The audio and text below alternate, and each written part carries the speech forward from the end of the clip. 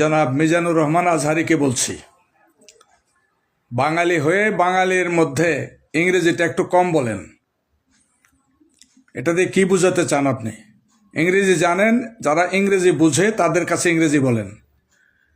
সীমা লঙ্ঘন করছেন, আগেও এখনো সীমা লঙ্ঘন করতেছেন।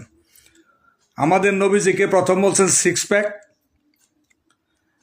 বিবি খাদিজাকে বলছেন উনি ভার্জিন ছিলেন না, এখন আবার বলছেন নবীজি কাউবয় ছিলেন।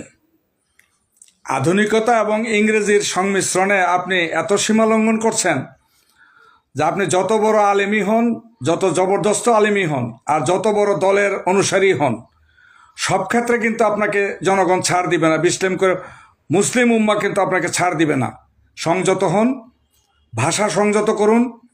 ইংরেজি যদি জায়গা বিশেষে বলতে না পারেন তাহলে ইংরেজি বাদ দেন, বাংলায় বলেন, সুন্দর করে বলেন। আপনি অনেক ভালো বক্তা, মধুর কণ্ঠ, কিন্তু আপনি এমন সীমা লঙ্ঘন করেন যে নবী রসুলদের বিষয়ে কথা বলতে গেলেও আপনার বেয়াদবিপূর্ণ কথা সত্যি মুসলিম উম্মাকে আহত করে।